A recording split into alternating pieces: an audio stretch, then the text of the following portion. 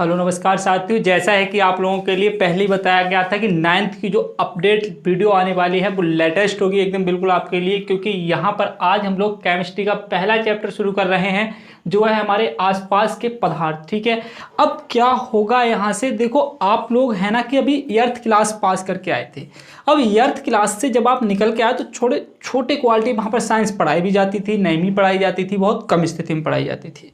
तो आज आपके लिए कुछ ऐसे भी शब्द मिलेंगे जिनको आपको सीखना होगा और हूबहू मैं उन शब्दों का आपके लिए विस्तार से बताऊंगा आंसर। ठीक है, तो आप लोग सबसे पहले सीखेंगे आज बहुत अच्छी चीज, छोटी सी एक मस्त वीडियो रहेगी जिसके आप लोग भरपूर आनंद लेंगे। ठीक है, चलो हम लोग देखते हैं। यहाँ पर हमारा क्या है कि हमारे आसपास के पदार्थ, इसका पहला ही टॉपिक हम लोग लगाएंगे पदार्थ। क्या लगाएंगे? पदार्थ। तो हमारा पहला ही टॉपिक हो जाएगा इसका पदार्थ। आज जितना समझाऊंगा आप लोगों के लिए आपके दृष्टिकोण से बहुत ही महत्वपूर्ण रहने वाला है। ठीक है, तो पदार्थ, हम लोग पदार्थ के बारे में सीखेंगे थोड़ा सा।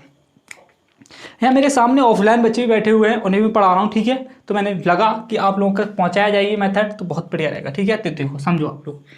सबसे पहले आप ये बताओ पदार्थ होता क्या है। अगर आप एक्टिव हो तो आप कमेंट बॉक्स में छापो साथ साथ कि पदार्थ होता क्या है। आपको ये बताना है कि पदार्थ क्या होता है। मैं आपको बताता हूँ पदार्थ क्या होता है। आप बहुत छोटे स्तर से एक बड़े स्तर की ओर अग्रसर हो रहे हैं, इसलिए मेरा फर्ज बनता है कि आपके लिए विस्तार से सब कुछ बताऊं मैं। ठीक है, वह वस्तु जिसमें भार होता है और जो स्थान घेरती है, वह वस्तु जिसमें भार होता है और वह स्थान घेरती है क्या कहलाती है? पदार्थ कहलाती है। साफ साफ शब्दों में आप कह सकते हो जो ये बोर्ड है वो क्या है? एक पदार्थ है। अगर मेरे पास कोई एक मोबाइल फोन है तो ये भी क्या है? एक पदार्थ है। अगर मेरे पास ये एक डस्टर है ये भी क्या है? एक पदार्थ है। कहने का मतलब जो भी वस्तुएं क्या घेरती हैं बेटा? स्थान घेरती हैं, वो क्या कहलाती हैं? पदार्थ कहलाती हैं। और जिनमें भार होता है, क्या होता है? भार, यानी कि कुछ ना, प्रत्येक वस्तु में कुछ ना कुछ द्रव्यमान अवश्य होता है। ठीक है, तो मैं इसकी परिभाषा यहां पर लिख रहा हूं, आप लोग बहुत अच्छे से नोट करेंगे। सॉरी बेटा, ध्यान दो। जो परिभाषा मैं लिखूंगा यहां पर वो क्या होगी तुम लोगों के लिए? परिभाषा होगी वह वस्तु जो स्थान घेरती है, स्थान घेरती है तथा जिसमें भार होता है, भार होता है, पदार्थ कहलाती है। क्या कहलाती है? पदार्थ कहलाती है। ठीक है, ये बात आप ध्यान रखना कि अगर किसी वस्तु में भार है और वो स्थान घेर रही है तो वो क्या कहलाती है? पदार्थ कहलाती है। ठीक है सर, ठीक है। अब हम लोग आगे देखते हैं।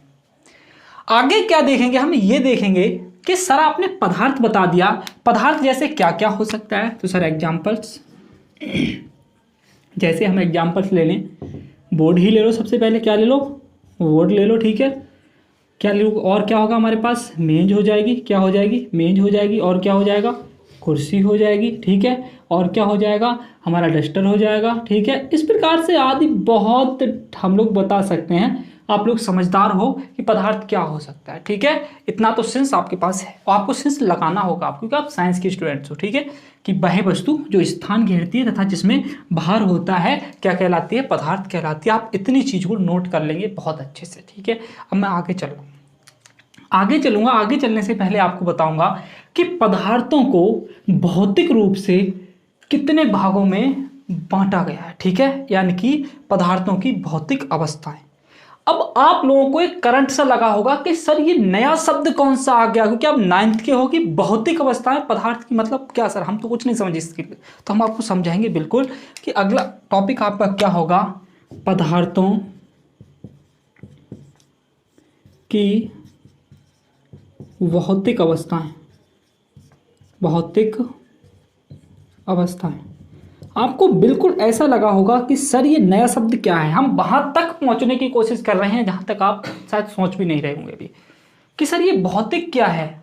सर कैसी अवस्थाएं? भौतिक का मतलब है कि दिखने के आधार पर पदार्थों की अवस्थाएं, या फिर बोल सकते हो इसका वर्गीकरण। क्या बोल सकते हो? वर्गीकरण। वर्गीकरण कहने का मतलब भौतिकी आधार पर पदार्थों का क्या किया गया है, वर्गीकरण। मतलब पदार्थ किस प्रकार के दिखते हैं उसके आधार पर पदार्थों को कितने हिस्सों में बांटा गया है। बेटा दिखने के आधार पर पदार्थों को 3 भागों में बांटा गया है। कितने बांटा गया है, 3 भागों में। आप लोग लिखना बहुत अच्छे से कि दिखने के आधार पर कितने भागों में बांटा गया है, 3 भागों में बांटा गया है। सर 3 भागों में बांटा गया, बिल्कुल। कौन कौन से भाग हैं वो? नंबर 1 है बेटा तुम्हारा ठोस, क्या है भैया, ठोस। और नंबर 2 हो जाएगा तुम्हारा द्रव, और नंबर 3 हो जाएगा तुम्हारा गैस। क्या हो जाएगा, गैस। तो भौतिक अवस्थाओं पर अगर बात करें या फिर भौतिक वर्गीकरण पर हम बात करें, दिखने के आधार पर अगर हम बात करें तो पदार्थों को 3 भागों में डिविजिबल किया गया है। नंबर 1 क्या हो जाएगा हमारा, ठोस। नंबर 2 क्या हो जाएगा, द्रव। और नंबर 3 क्या हो जाएगा, गैस। अब मैं इसके बारे में बारी बारी से आपको बताऊंगा कि ठोस क्या होता है, द्रव क्या होता है, गैस क्या होती है। उससे पहले आप लोग जबरदस्त तरीके से नोट कर लेंगे। मैं 1 सेकंड का समय दे रहा हूं आप लोगों को। मेरा मानना है आपने नोट कर लिया होगा। अगर नोट कर लिया है तो मैं आपको आगे बताता हूं, ठीक है। देखो मुझे अब क्या बताना है कि ठोस क्या है, द्रव क्या है और गैस क्या है। आप लोग किस प्रकार से सीखेंगे आपको बेटर तरीके से समझाने की कोशिश करूंगा। देखो ठोस क्या होता है, आप केवल समझो। ठोस वह होता है या ठोस वह पदार्थ होता है जिसके अणु जो होते हैं एक दूसरे के बहुत पास पास होते हैं। सर फिर से आप चौंके कि सर ये अणु नया शब्द कहां से आ गया, ये अणु एक नया शब्द कहां से आ गया। देखो मुझे जैसे जितना मुझे आता है वो पूरी तरीके से आपको सौंपने की कोशिश करूंगा। जैसे आपने क्या लिया, चौक लिया। क्या लिया, चौक। मैंने अभी क्या कहा है, बात को ध्यान में रखना। ठोस जो होते हैं इनके अणु एक दूसरे के बहुत पास पास होते हैं। इनके अणु कैसे होते हैं, एक दूसरे के बहुत पास पास होते हैं, ठीक है। तो मान के चलो मैंने एक चौक लिया। क्या लिया, चौक। और उस चौक को घिसो। आप लोग क्या किया, चौक को घिसो। चौक को घिसने के बाद आप ऐसे करके जब उसे हिलाओगे तो एक एक अणु उसका अलग अलग उड़ता हुआ जाएगा। तो वही होते हैं अणु। वही क्या होते हैं, अणु। अब वही अणु जब एक दूसरे के पास पास होते हैं तो क्या बन जाता है, एक ठोस बन जाता है। क्या बन जाता है, ठोस बन जाता है। कहने का मतलब इस प्रकार से आप समझो, इस प्रकार से आप समझो, जो हमारा ठोस होता है उसके अणु कैसे होते हैं, एक दूसरे के बहुत नजदीक होते हैं। कैसे होते हैं, एक दूसरे के बहुत पास पास होते हैं। ये बात आप ध्यान रखना। जो ठोस होगा उसके अणु कैसे होंगे, एक दूसरे के बहुत पास पास होते हैं। ये ठोस हो गया हमारा। ये क्या हो गया, ठोस। ध्यान रखना। अभी आप सीखने की कोशिश करो, आपको सब बताऊंगा डिटेल में क्या होता है पूरा, ठीक है। जो ठोस होते हैं वो कैसे होते हैं बेटा, उनके अणु एक दूसरे के बहुत पास पास होते हैं। आपको बता दिया चौक होगा कैसा होगा, एक ठोस होगा। क्यों ठोस होगा, क्योंकि उसके अणु एक दूसरे कैसे हैं, पास हैं। कैसे हैं, पास हैं। जैसे ये फोन है मेरे पास। क्या है, ये फोन है। ये फोन कैसा है, ठोस है ना, बिल्कुल ठोस है। हाँ बिल्कुल, ये फोन भी मेरा कैसा है, ठोस है। ये फोन अगर ठोस है तो इसका मतलब क्या है, इसका मोटिव ये है कि इसके अणु एक दूसरे कैसे हैं, पास पास हैं, एक दूसरे को बंधे हुए हैं। मतलब इनके अणुओं के बीच में एक दूसरे में बहुत प्यार है, बहुत घनिष्ठता है, एक दूसरे से चिपके हुए हैं, बिल्कुल ठीक है। इसी प्रकार से जैसे ये डस्टर है तो इसको भी अगर मैं ले रहा हूं तो ये भी कैसा है, एक ठोस है। कैसा है, ठोस है। इसके भी अणु एक दूसरे कैसे हैं, बहुत पास हैं। तो ये कहता है ठोस। ये क्या होता है हमारा, ठोस होता है, ठीक है। अब हम देखते हैं आगे। अब हम आते हैं द्रव में। जब द्रव के लिए माइक्रोस्कोप से देखा गया, किससे देखा गया, माइक्रोस्कोप से देखा गया, मतलब सूक्ष्म से देखा गया, तो क्या हुआ, बात को समझो आप। जब इसको देखा गया तो ये पाया गया कि जो द्रव के अणु होते हैं वो एक दूसरे के पास पास नहीं होते, मतलब एक दूसरे से दूर दूर होते हैं। देखो कैसे हैं, एक दूसरे से दूर दूर है। जो द्रव के अणु होते हैं वो एक दूसरे से कैसे होते हैं, दूर दूर होते हैं, ठीक है। बिल्कुल सही है, बिल्कुल सही है सर। द्रव के अणु कैसे होते हैं, एक दूसरे से दूर दूर होते हैं, ठीक है सर, अच्छी बात है। लेकिन जब गैस में देखा गया, किस में देखा गया, गैस में देखा गया, तो गैस में ये पाया गया कि गैस के अणु जो होते हैं वो एक दूसरे से बहुत ही दूर होते हैं। गैस के अणु जो होते हैं वो एक दूसरे से बहुत ही दूर दूर होते हैं। तो ये बात ध्यान रखना, अगर तुमसे कोई पूछ ले कि ठोस के अणु कैसे होते हैं, एक दूसरे के बहुत पास होते हैं, मित्रता बहुत अधिक होती है, प्यार बहुत अधिक होता है उनके बीच में, और जितना प्यार अधिक होगा दूरियां उतनी ही कम होंगी। देखो इनके अणुओं के बीच में एक दूसरे में बहुत ज़्यादा प्यार होता है, इसलिए कि दूरियां बहुत कम है। इनमें थोड़ा प्यार कम है तो दूरियां थोड़ी कम है, प्यार बहुत कम है तो दूरियां और ज़्यादा है। ठीक है, जितना प्यार उतनी ही दूरियां कम। अब मैं यहाँ पर दो शब्दों का यूज करूंगा जो मेरे गुरुजी ने भी मुझे बताया था, और वही शब्द आपके लिए बहुत महत्वपूर्ण रहते हैं। ठीक है, समझो आप लोग। दो शब्द क्या होंगे? वो दो शब्द होंगे, नंबर एक शब्द होगा मेरा अंतरा आणविक, अंतरा आणविक बल। ठीक है सर, ठीक है। एक मेरा शब्द होगा अंतरा आणविक दूरी।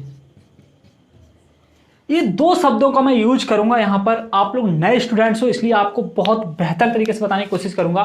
जो दो शब्द होंगे यहाँ, जो अंतरा है, ये अंतरा जो शब्द है अंतरा, ये अंतरा जो है इन अणुओं के लिए उपयोग में लाया गया है। किसके लिए? अणुओं के लिए। और जो आणविक है वो इनके बीच के अंतर के लिए लाया गया है। किसके लिए? अंतर के लिए। फिर ऐसे बोल सकते हो आप, ऐसे तुम्हारे समझ नहीं आए कि जो तुम्हारे ये अणु हैं, जो अणु हैं उनके लिए जो शब्द उपयोग किया गया वो क्या है?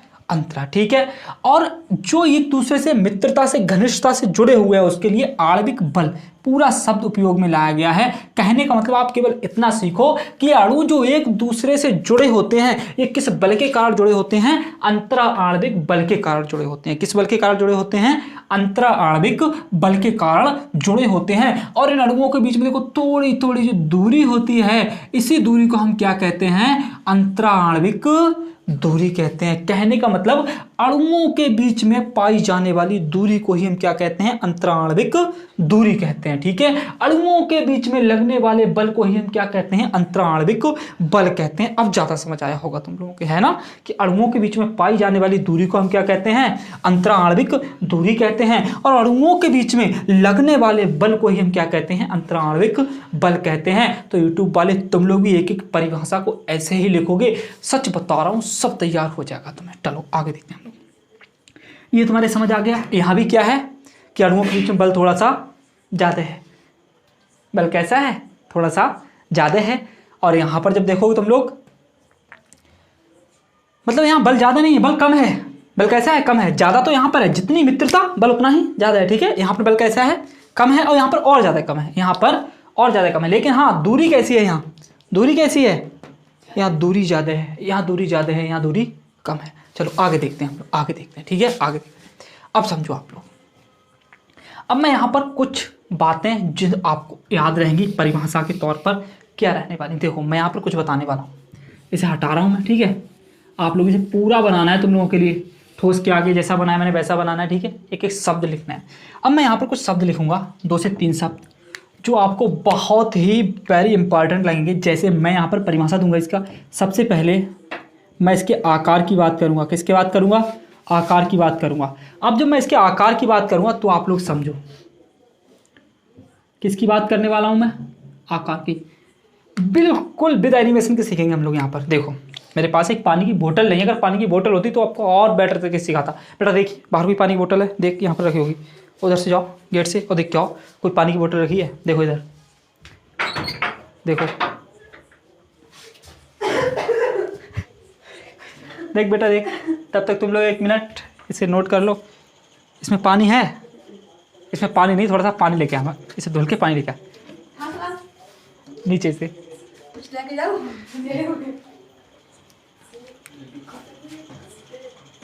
लो ये टॉर्च ओपन कर लो।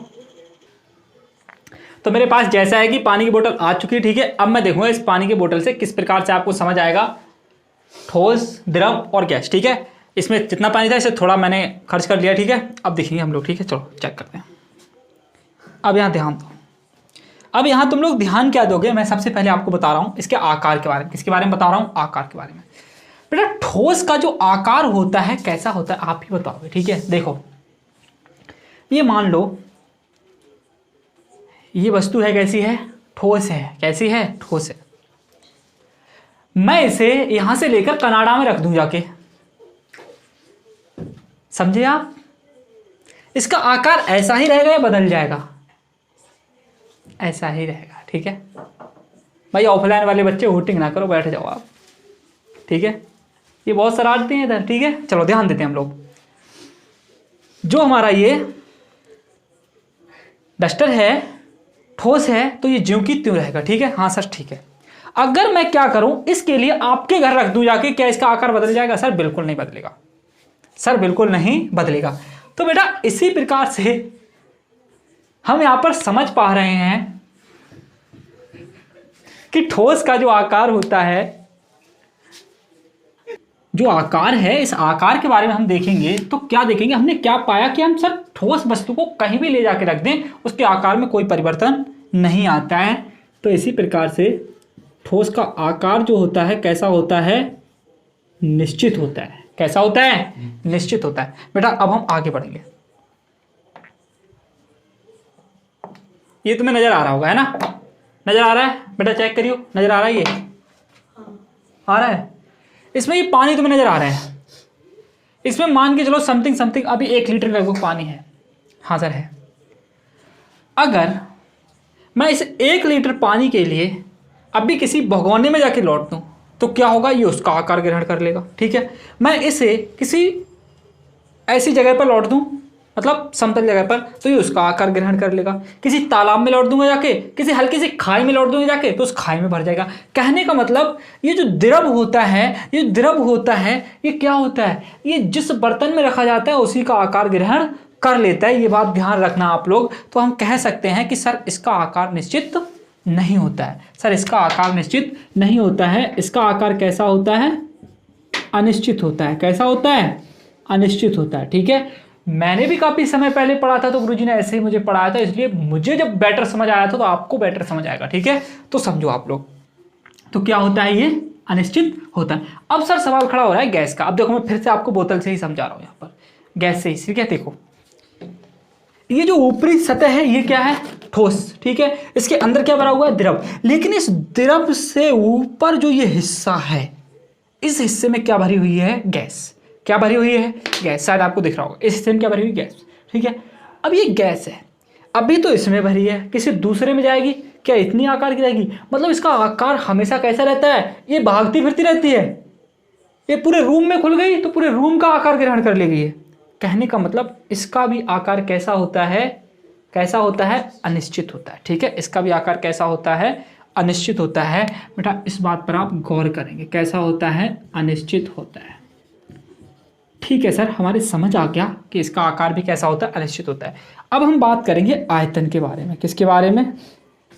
आयतन के बारे में, कि ठोस का आयतन। अब देखो आयतन शब्द आया तो आपको ऐसा लगा होगा कि सर ये आयतन क्या, एक नया शब्द आ गया। आयतन होता क्या है? क्या ऑफलाइन वाले बच्चों को आपके सामने लाऊं, फिर दिखाऊं, उनसे पूछूं आयतन क्या होता है? नहीं सर बिल्कुल नहीं, अभी नहीं, ठीक है, बाद में लेकर आएंगे। बेटा आयतन क्या होता है आप लोग ये समझो। आयतन वही होता है जब कोई वस्तु जितना स्थान घेरती है, कोई वस्तु जितना स्थान घेरती है भाई उसका क्या कहलाता है? आयतन कहलाता है। जैसे मैंने अपना फोन लिया और कहाँ लगा दिया? यहाँ लगा दिया, ठीक है। तो मेरे फोन ने कितना स्थान घेरा? इतना स्थान घेर लिया। तो इस फोन का ये क्या कहलाएगा?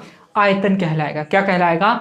आयतन कहलाएगा। तो ध्यान रखना, ठीक है। कोई वस्तु जितना स्थान घेरती है भाई उसका क्या कहलाता है? आयतन कहलाता है, ठीक है। ठीक है सर, आयतन के बारे में। ठोस है,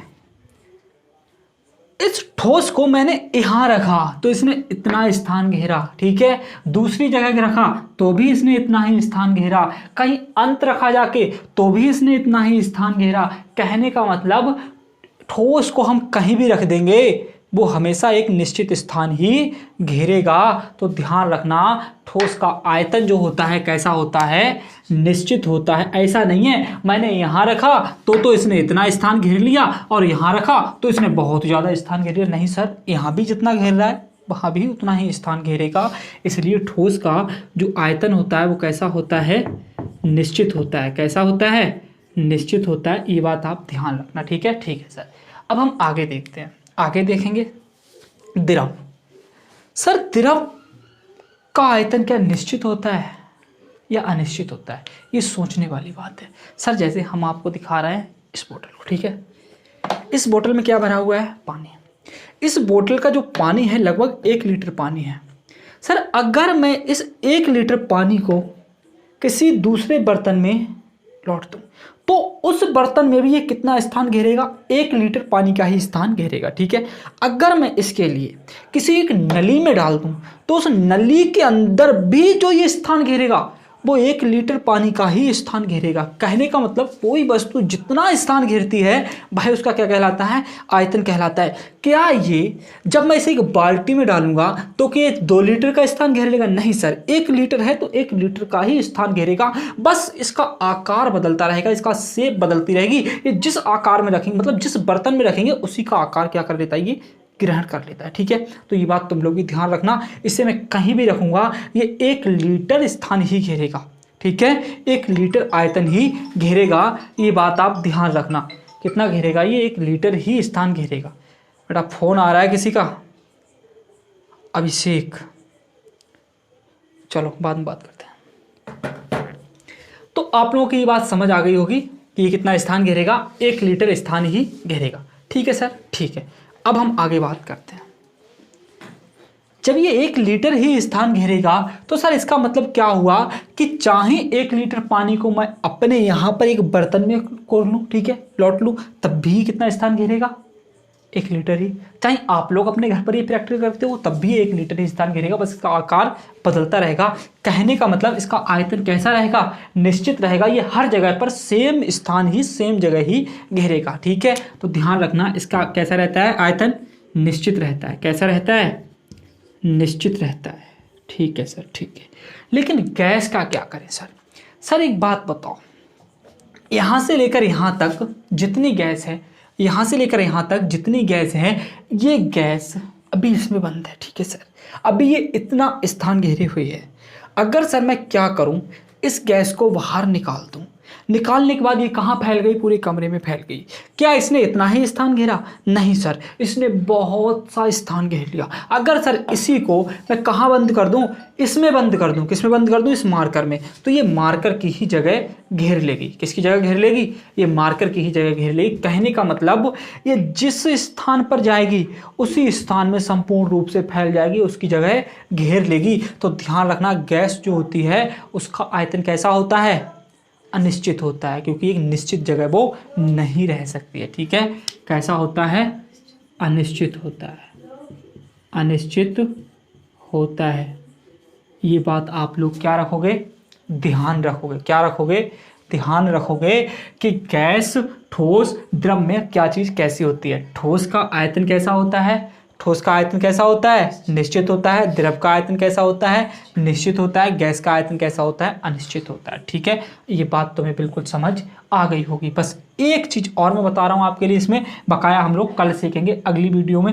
अब हम देखते हैं इसका घनत्व। क्या देखते हैं, घनत्व। ठीक है, घनत्व क्या होगा, घनत्व होता है बेटा किसी पदार्थ के एकांक आयतन में जितना द्रव्यमान होता है, किसी पदार्थ के एकांक आयतन में जितना द्रव्यमान होता है वही घनत्व कहलाता है। तो द्रव्यमान मतलब भार से वजन है, कैसे बोल सकते हैं ना। तो यहाँ पर ठोस का वेट ज़्यादा होता है, ठोस का वेट ज़्यादा होता है, तो हम कह सकते हैं कि इसका अधिक होता है द्रव व गैस की तुलना में। ठीक है, तो आप लोग यूट्यूब वाले भी लिख लेंगे यहाँ पर कि द्रव व गैस से अधिक। ठीक है, मैंने घनत्व क्या बताया, मैंने घनत्व आपको बताया कि घनत्व होता है, घनत्व मैंने क्या बताया आपको, घनत्व बताया कि यदि किसी वस्तु की या किसी पदार्थ की एकांक आयतन में जितना द्रव्यमान है वही क्या कहलाता है, मेरा घनत्व कहलाता है। तो जाहिर सी बात है कि ठोस का वजन ज़्यादा होता है, तो इसमें क्या हो जाएगा, तुम्हारा क्या हो जाएगा, आप समझ सकते हैं कि इसका घनत्व कैसा होगा, द्रव और गैस से ज़्यादा होगा। अब द्रव की बात चल रही है, द्रव का घनत्व कैसा होगा, द्रव का घनत्व ठोस से तो कम होगा लेकिन गैस से अधिक होगा। ठीक है, तो यहाँ क्या लिखोगे, ठोस से कम, ठोस से कम तथा गैस से अधिक, गैस से अधिक। ये बात आप ध्यान रखना, गैस से अधिक। ठीक है, यहाँ पर क्या होगा, यहाँ पर क्या होगा, यहाँ पर ठोस और द्रव से दोनों से कम, ठोस और द्रव से दोनों से ही कम रहेगा। ठीक है, तो यहाँ पर ध्यान दो आप कि मतलब यहाँ पर कम ही रहेगा।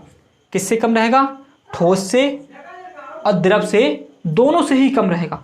किससे कम रहेगा? ठोस से और द्रव से दोनों से ही कम रहेगा। ये बात आप ध्यान रखना बहुत अच्छे से, ठीक है। तो इतना तुम्हारा कंप्लीट हो गया बिल्कुल। अब 9th वाले फटाफट से एक बार क्या मारेंगे, रिवीजन मारेंगे। रिवीजन में क्या हो सकता है तुम लोगों के लिए, ये बात सोचने का प्रयास करो। मैंने आपको बताया था हमारे आसपास के पदार्थ क्या है, जितने भी दिख रहे हैं सभी हमारे आसपास के पदार्थ हैं। सर पदार्थ होता क्या है, मैंने आपको बताया था वह वस्तु जो स्थान घेरती है और जिसमें बाहर होता है क्या कहलाती है, पदार्थ कहलाती है। सर आपने बताया था पदार्थों को भौतिक अवस्था के रूप में 3 प्रकार से रखा गया है, ठोस, द्रव और गैस। ठोस, द्रव और गैस 3 बार बोलेंगे आप, ठोस, द्रव और गैस। सर ठोस क्या होता है? ठोस वह होता है जिसका आकार निश्चित होता है, आयतन निश्चित होता है और घनत्व द्रव व गैस से अधिक होता है। सर द्रव क्या होता है? सर द्रव का आकार अनिश्चित होता है, आयतन निश्चित होता है और जिसका घनत्व जो होता है ठोस से कम तथा गैसों से अधिक होता है, ठीक है। सर गैस क्या होती है? गैस का आयतन भी अनिश्चित होता है, आकार भी अनिश्चित होता है और घनत्व जो होता है वो ठोस और द्रव दोनों से कम होता है। अगर हमारी मेहनत आपको रास आई हो तो आप एक बटन दिख रहा होगा सब्सक्राइब वाला, उसको पुश करके फटाफट से बेल आइकन को प्रेस कर दें, जिससे कि आपको लेटेस्ट वीडियो इसी प्रकार की 100% श्योरिटी के साथ आपको मिलती रहे। तब तक के लिए धन्यवाद। All the best. जय हिंद।